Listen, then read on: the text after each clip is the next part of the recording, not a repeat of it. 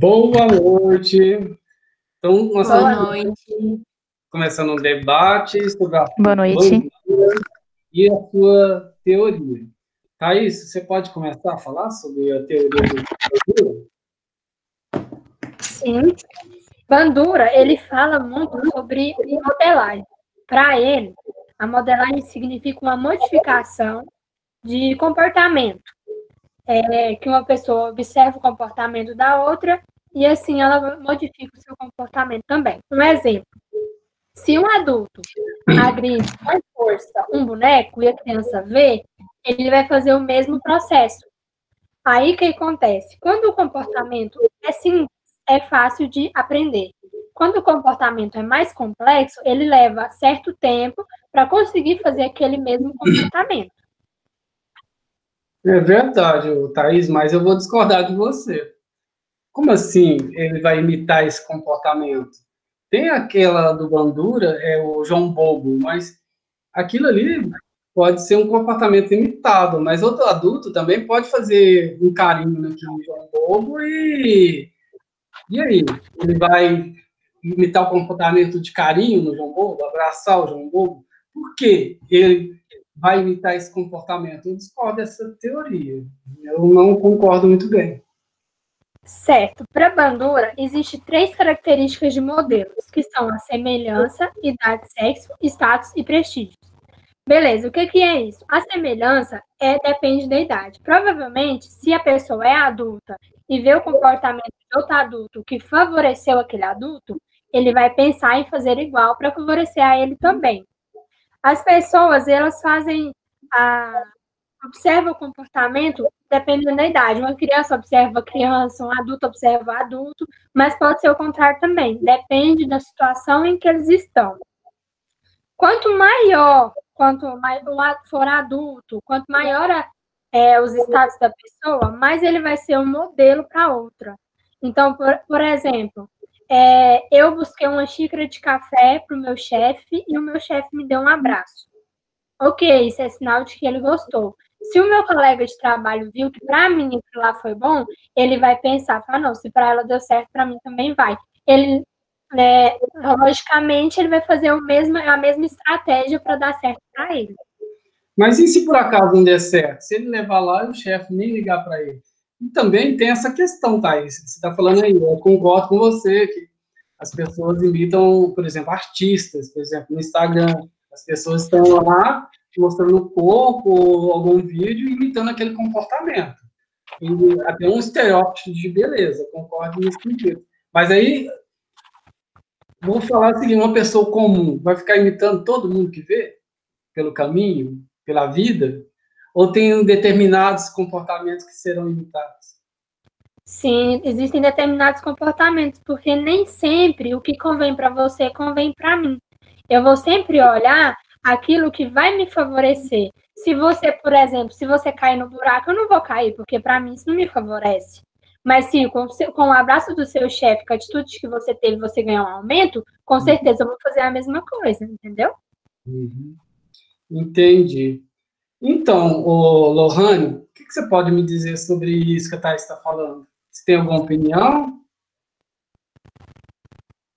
O som está desligado, Lohane. Eu falei para todo mundo deixar ligado, por favor. Desculpa, eu concordo com a Thaís, porque quando a Thaís fala assim no sentido de que a gente faz aquilo que nos favorece, a gente tá onde a gente convém, onde nos convém. E nesse ponto, acho que Bandura acertou, né, nessa teoria dele.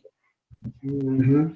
Será que a teoria do Bandura está muito presente? Porque a teoria, quando ele criou a teoria, foi, sim, ele nasceu em 1925, e foi, pelo menos, assim, eu acho que, não sei se eu estou correto, mas foi para a década de 30 para cima que ele começou a criar a sua teoria. Será que hoje, 2020, essa teoria ainda está presente? O que vocês... Nossa, demais! Eu concordo também, porque está muito presente. Tanto é que a Thaís citou o exemplo do emprego, do aumento, então, tipo, se não tivesse tão atual assim, ela nem citaria esse exemplo, pelo menos na minha opinião. O que você acha dessa teoria? Está muito presente, Manu? Em todos os sentidos, sim. Como assim, em todo sentido? O que você pode me dizer da teoria? Serviço, vida pessoal, geral. Uhum. Você, Manu, trabalhou com crianças na prefeitura, como a Lohane também trabalhou. Lá você viu crianças imitarem adultos. O que você pode me dizer dessa experiência lá, que tem a ver com a teoria do Bandura? Justamente em das citações dele, ele fala que existe verbalmente e ai, gente, e visualmente. Então, pelo motivo de eu já ter trabalhado com criança e você ter relatado que muitas das vezes a criança repete ou fala alguma coisa que os mais velhos dizem ou faz, encaixa perfeitamente na abordagem de Bandura e na aprendizagem social dele. Porque aí, Manu, tá pegando a aprendizagem de observação. E se uma pessoa escova os dentes de um jeito, a criança vai escovar do mesmo jeito, porque está ali aprendendo as mesmas coisas que o adulto está desenvolvendo. Mas isso a gente tem até uma certa, como eu vou dizer, uma certa observação, porque a criança, se você faz alguma coisa errada, ela também vai aprender aquela coisa errada. Ela também, porque ela se espelha no que é o espelho para ela. Uhum. Então, vamos um pouquinho mudando, assim, mas na questão mesmo da teoria dele. Quem pode me falar alguma coisa sobre o reforço vicariante? Bom, o reforço vicário, ele é assim. Ele é um reforço que aumenta a possibilidade de uma pessoa imitar aquele comportamento. E através dele também a punição e diminui. Um exemplo, assim, quando você vê um modelo lá, ele fica reforçando naquilo. Se você vê que aquilo lá não vai dar certo, você automaticamente é punido, você vai diminuir aquele comportamento, até que você, em um certo ponto, pare de fazer ele. É interessante isso.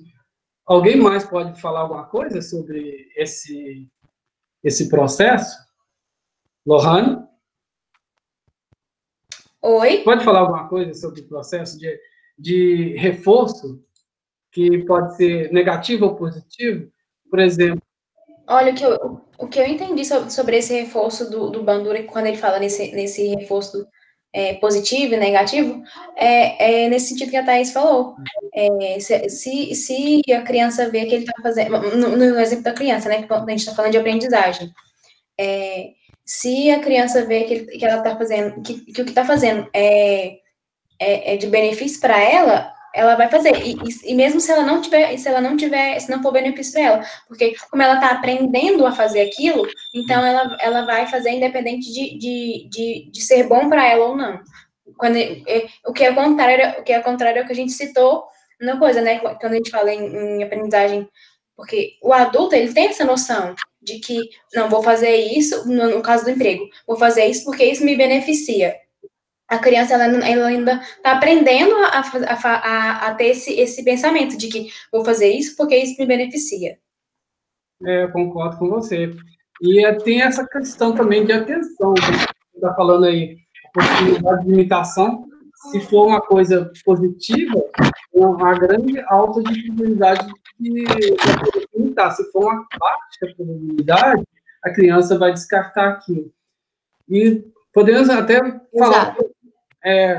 falar sobre a prática, por exemplo, de reforço e, por exemplo, uma pessoa dirigindo um carro, aprendendo a dirigir. Se essa pessoa, no começo, ela vai ter certa dificuldade, igual uma criança ou um adulto, mas aí aquele reforço ali positivo, ela vai acabar sendo uma coisa cognitiva, que a pessoa vai começar a desenvolver aqui, nem vai pensar em fazer aquilo, vai fazer na prática. Vocês têm alguma opinião? Lohane, Manu? Essa questão, eu vou falar um pouco antes das meninas falarem aí. Tá. A gente falando aí de atualidade com a reflexão do Bandura, isso me faz ver também em relação à autoestima. Hoje em dia, a gente, como estamos estudando para psicologia, a gente sabe que a autoestima é uma coisa muito preciosa para todo mundo. E com isso, a gente sabe também que o nosso mundo, ele está muito forte nessa questão. E que as pessoas estão cada dia mais sem autoestima, não estão alegres para tudo, diminuíram muito. E Bandura fala disso, que quando as pessoas não têm autoconfiança, não têm autoestima, elas são mais propensas a imitar modelos, a imitar comportamentos de outras, para ver se assim elas se sentem mais confiantes, se sentem com autoestima maior. Falar, se para fulano deu certo assim, por que para mim não vai dar? Porém, elas não pensam que cada pessoa é cada um. Não é porque para mim deu certo que para vocês três vai dar também. Sim, a pessoa tem a própria personalidade dela, né? Eu acho que quando a gente se espelha muito na pessoa, a gente acaba até perdendo essa noção de do eu mesmo, sabe? Uhum. Então, nós estamos falando assim da A autoestima. nossa essência vai sumindo aos poucos. Exatamente. Não, nós estamos falando do processo assim, visual, de aprendizagem, igual assim, crianças e adultas veem. Nós também tem um processo, que o Bandura fala, verbal. Um exemplo, por exemplo, que a gente pode até, antes de começar esse vídeo, nós estávamos elogiando o novo cabelo da Thaís. A Manu falou até bastante do cabelo da Thaís. Então, isso é um processo verbal. Isso é um processo verbal que aumenta a autoestima. Ô, Manu, você podia até ter falado sobre isso. Sim. Elogiando o cabelo da Thaís, isso aí está aumentando a autoestima dela. O que você acha sobre isso? Justamente. Justamente aumentando a autoestima. Por exemplo, você está usando aparelho agora para aumentar a sua autoestima. Né? Então, o que vocês falam sobre essa valorização do verbal também? Porque no Instagram é mais visual. Por exemplo, eu vejo lá, mas sim, tem coisas verbal também. Pode falar, Laura. Eu acho que quando você fala desse incentivo verbal, é justamente isso. De você, por exemplo, a pessoa às vezes nem tá. Vamos colocar na questão da aprendizagem, né? A criança, vamos colocar no contexto da criança também. Ela tá aprendendo aquilo ainda. Se você incentiva, a cada vez que você incentiva ela vai buscar aquilo e aprender aquilo mais aprofundadamente. Porque eu acho que, na maioria das vezes, a gente... tudo bem, tá aprendendo, vamos deixar ela descobrir sozinha. Mas não, cara, a gente tem que ter incentivar, essa é a palavra. Tipo, independente da situação ser ruim ou não, da aprendizagem não ser uma aprendizagem, vamos supor, aquilo que ela está aprendendo não seja algo bom para ela, mas no final porque vai fazer com que ela se torne a pessoa que ela vai ser no futuro. Eu concordo com você. Isso aí tá no... Isso me faz pensar. Pode falar, Thaís. Pode falar, Robson. Não, eu só ia falar. Porque isso me fez... Pode falar. Você pode falar, depois eu falo. Não vai ficar brigando aqui? É um debate. É porque isso me fez lembrar o que a Lohane disse do processo de retenção, que fala exatamente do verbal e do visual. Que, primeiramente, para a criança ou o adulto aprender um comportamento, ele vai ter que saber o significado daquilo. O que aquele comportamento significa. E, através disso, ele vai poder imitar, porque ele vai observar, fazer uma codificação daquilo e aí representar aquele comportamento. Eu concordo com você, só tem que ter muito cuidado, porque o significado daquele comportamento, adulto vai até saber, mais ou menos, o significado daquele comportamento. Mas se o comportamento for negativo, lembra que eu falei de reforço positivo e negativo. Se o comportamento for negativo, ela vai imitar. Eu vou falar até uma coisa que eu acho que todo mundo já viu aí, lá no Emirados Árabes, lá, aquelas seitas lá, crianças lá, degolam adultos, porque viu outros adultos degolarem. Para elas, aquilo ali é uma imitação de comportamento. Elas não estão sabendo se está certo ou errado. É o comportamento. Sim, eu acho que quando a gente fala sobre essa questão da aprendizagem, a gente tem que levar, como você falou da Angola lá, a gente tem que levar muito em consideração isso, essa questão da cultura também. Porque, às vezes, a cultura da pessoa, enfim, a cultura em que a pessoa está inserida, às vezes, para a gente aquilo é um absurdo, mas para ela, na cultura dela, é normal. Então, a gente tem que levar em consideração isso também, porque muitas das vezes a gente pensa, nossa, mas como é que ensinam aquilo para a criança, para a pessoa, enfim. Mas é porque, gente, aquilo é a cultura dela, não tem como ela fugir daquilo, entendeu?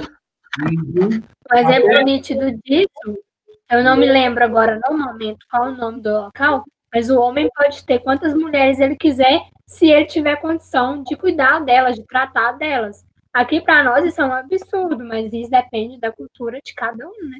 Então, isso aí é na Turquia e na Arábia. O que depende lá? Quanto mais rico e você puder conseguir sustentar as esposas, você pode ter quantas esposas quiser. Isso é uma coisa local, é um comportamento imitado. Crianças veem isso e querem imitar também os adultos, querem ter seu harém, que é uma coisa assim, de mais de 2.000 anos que eles têm isso lá.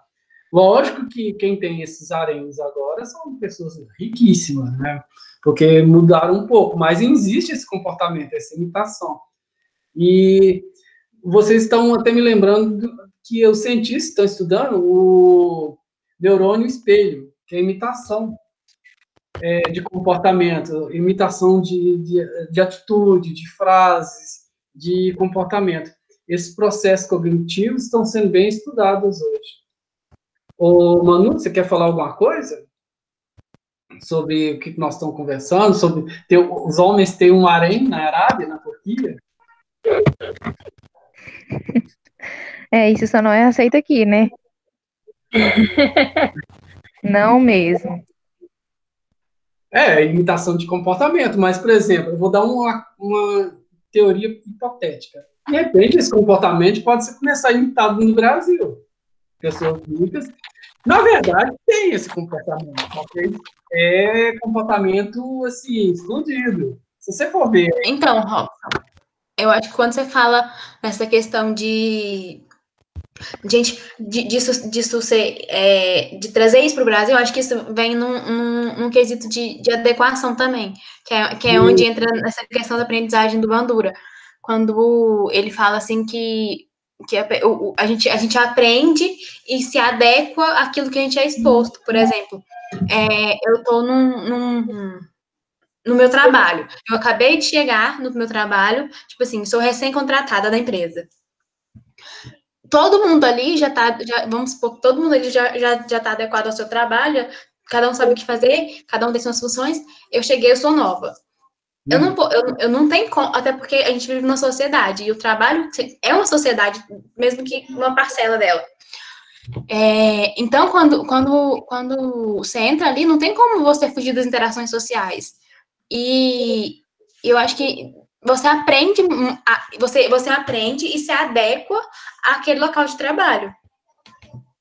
Eu concordo com você. O que você está falando, Lohane, cai até naquela autoeficácia do Bandura, da teoria dele. Que Sim, exato.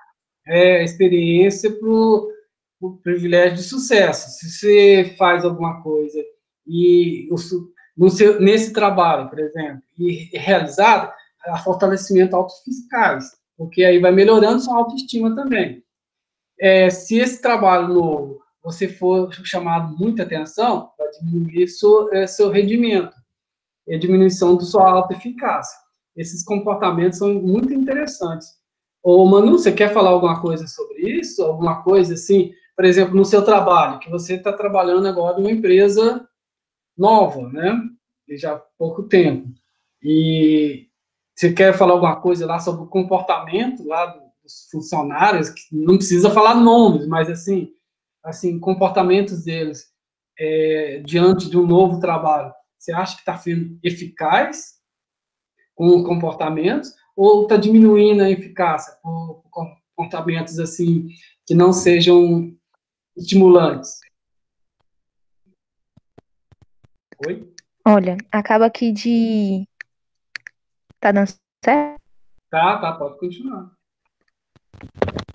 Acaba que em um tempo igual tá acontecendo de coronavírus, pandemia e tudo mais, acaba que gera também muita gente procurando emprego. E isso realmente. E acaba que, querendo ou não, vai da pessoa lá e dar o seu melhor. Então, vamos supor assim, não é pegar e só falar assim, eu tô precisando de um emprego e eu vou entrar e pronto. Não. Se a pessoa entrou e ela tá dando o seu melhor em questões, imitações que você pegou e disse, tipo assim, eu tô fazendo um trabalho bom, eu preciso fazer um trabalho bom porque eu preciso do emprego e tudo mais, beleza. Mas às vezes tem gente que entra, não dá o seu melhor e acaba que às vezes é mandado embora ou como enfrenta um patamar de crítica, de confusões, sabe? Porque, vamos supor assim, às vezes a pessoa ainda acha que está fazendo o melhor, que se dá o seu melhor, e acaba que aquele melhor não está sendo o melhor para a empresa no momento exato, o que a empresa quer, o que ela necessita no momento, mais ou menos isso, entendeu? Entendi. Isso aí é modelagem mesmo, que o Bandura faz, características da modelagem, com a idade, sexo, status e privilégio. No caso aí, a idade da pessoa, ela não tem ainda não sei como é a idade lá dos funcionários, mas pelo que eu vi lá, são quase novos, são o primeiro emprego. Então, pensa que está fazendo melhor, mas não está adequando às necessidades da empresa.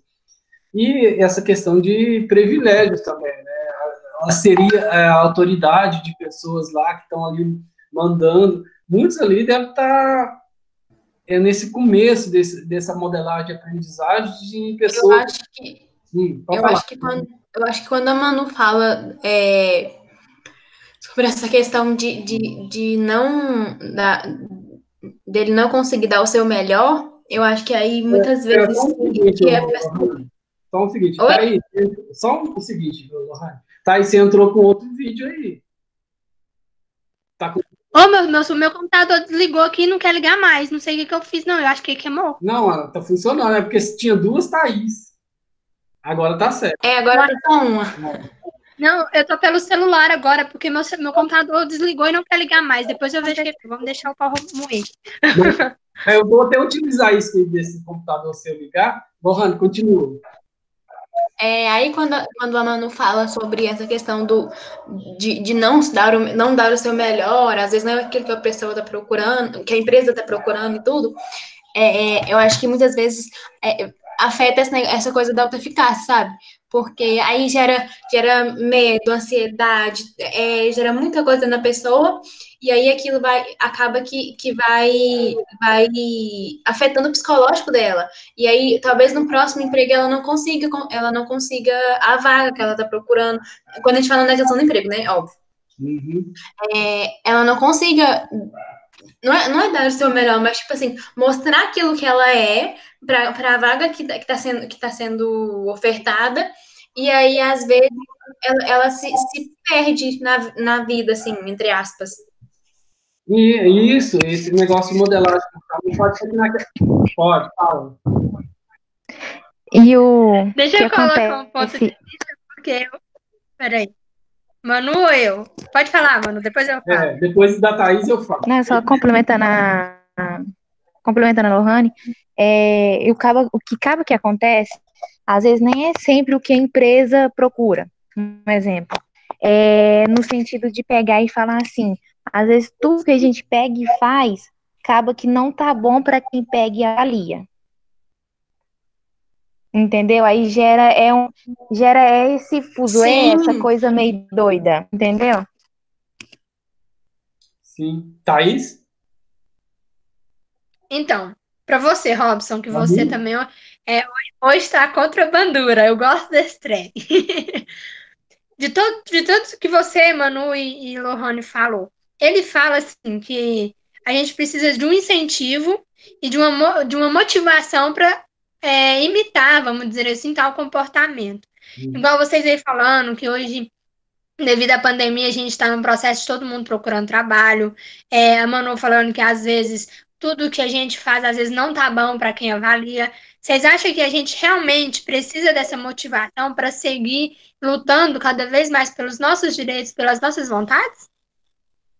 Eu acho que a teoria do Bandura fala isso aí, que a gente É, está. eu concordo, eu acho que sim, porque acaba que, como a Thais colocou, sem motivação, sem incentivo, a pessoa ela vai se definhando, porque ela não vê mais sentido, ela não vê mais sentido em viver.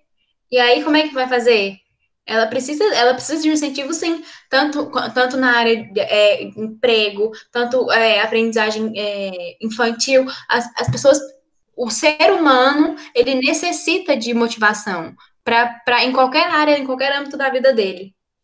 Então, aí eu vou até colocar, eu estou defendendo, eu estou não defendendo o Bandura, mas concordo em algumas coisas aí. Essa questão que a Lohane, Manu e você falou, entra até na teoria do Bandura, no auto-reforço e auto-eficácia. E quanto mais você estimula alguma coisa, mais você está tentando evoluir a sua personalidade. Ok, Exato, é exatamente isso. só uma coisa, eu acho que a gente começou, era umas 7h35, eu acho que eu vou fazer só mais 2 minutos de gravação para inteirar 8, eu acho que já passou até 15 minutos, mas deixa inteirar 8, 8 Eu horas, também estava achando, eu estava pensando isso agora. é que eu não olhei o tempo que a gente estava gravando, Mas mas é que a gente colocou tantos argumentos, também é, colocou tantas questões, que acabou que passou o tempo a gente nem viu. a teoria do Bandura é muito rica, é bom que nós... Ela é muito extensa, né? Ela é muito. É bom de discutir a teoria dele. Uhum. E ela é muito fácil de entender. Exato. E para nós que da psicologia, é uma teoria que a gente vai usar sempre. Somente a Thaís já trabalhou com crianças, a Manu já trabalhou, eu já trabalhei. Lohane, eu não sei se você já trabalhou com crianças, mas a gente. Eu não trabalhei, não, mas querendo ou não, gente, a gente vê criança todos os dias. A gente tem contato com criança durante toda a vida. Não tem como não trabalhar com crianças. Porque, querendo ou não, a gente só não é monetizado para isso, mas querendo ou não, a gente tem um serviço, vamos dizer assim, com um dever de ensinar e acolher e tudo com as crianças, enfim. A gente, apesar da gente não perceber, a gente é modelo, né? Exatamente. Exatamente, nós somos modelo. Por exemplo, eu, quando eu atendi o ano passado, a criança que ia ser adotada, eu fui um modelo para ela. Ela estava muito nervosa, depois a gente conversando, ela se inspirou em mim e estava tranquila. E era uma criança que tinha muitos traumas. Eu não sei se vocês lembram que quando ela mais ficava nervosa, ela cruzava os dedos. Cruzava os dedos, todos os dedos, de tão nervosismo que era. Depois eu fui sendo um modelo de aprendizagem para ela. E ela ficou mais tranquila. Então, a questão da teoria do Bandura, a gente vai usar na nossa clínica, quando a gente estiver clinicando lá no último período, no nono e 10º, e também durante a vida, que a gente vai pegar também crianças. A gente vai pegar crianças aí, se alguém for clinicar, ou até alguma outra área. Teoria do Bandura é uma das teorias que a gente vai utilizar a vida toda. Bom, obrigado para todas. Manu, Lohane, apareçam porque eu vou encerrar a gravação e Foi muito bom conversar com vocês. muito agradável interromper a gravação.